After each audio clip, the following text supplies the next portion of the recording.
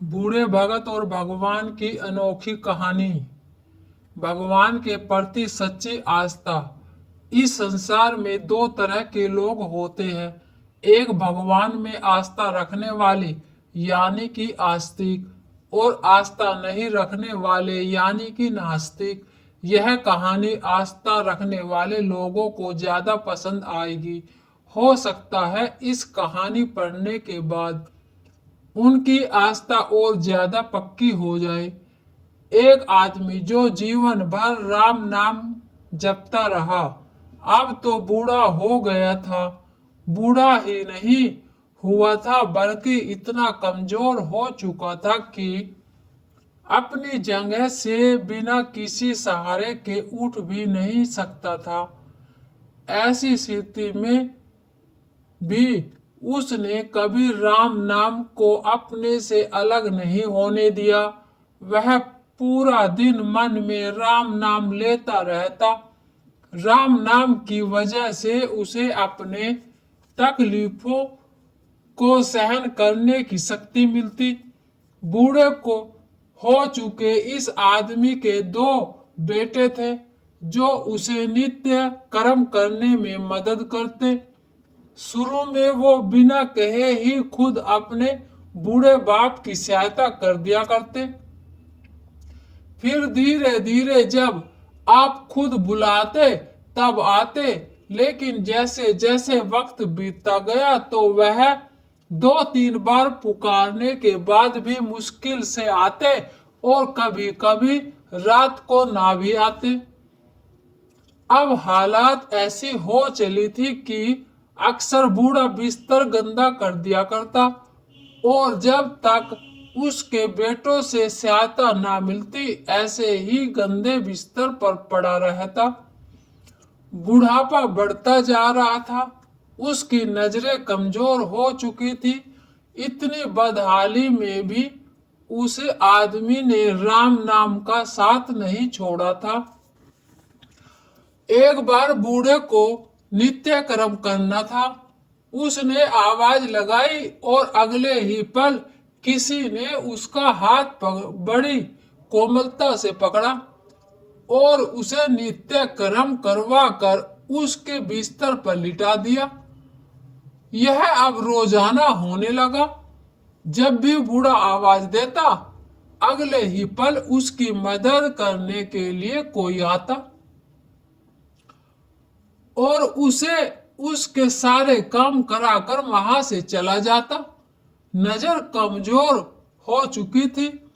देखकर बूढ़ा उसे पहचान नहीं पाता था, लेकिन बूढ़ा जानता था कि यह उसके बेटे नहीं हो सकते और यह स्पर्श भी उनके बेटों का नहीं है।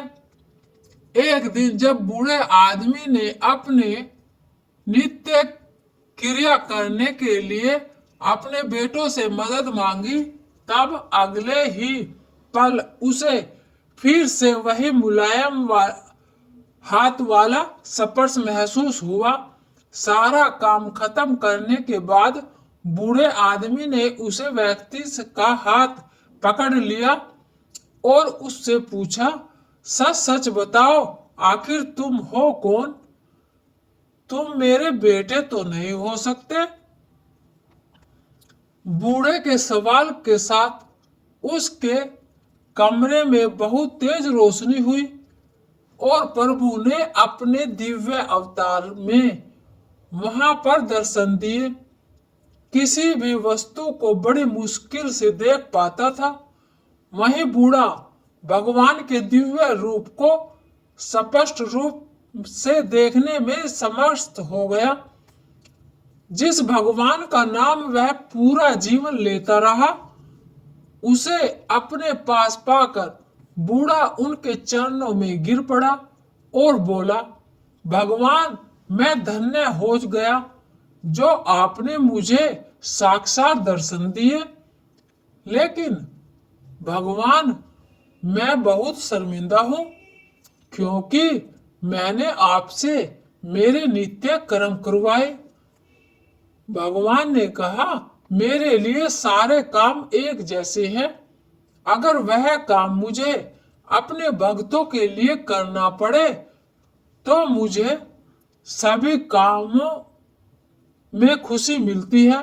बूढ़े ने हाथ जोड़ते हुए भगवान से कहा, लेकिन भगवान, आप यह सब करने के बजाय मुझे मुक्त ही क्यों नहीं कर देते?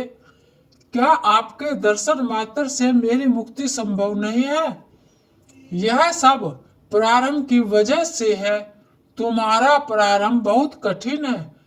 अगर मंद होता तो मेरे दर्शन मात्र से तो मुक्त हो जाते। मैं चाहूं तो तुम्हें अभी मुक्त कर सकता हूं, लेकिन फिर अगले जन्म में तुम्हें प्रारंभ भोगने के लिए आना पड़ेगा। इसलिए मैं तुम्हें खुद तुम्हारा प्रारंभ काटकर मुक्त करवाने के लिए सहायता कर रहा हूं। भगवान ने कहा।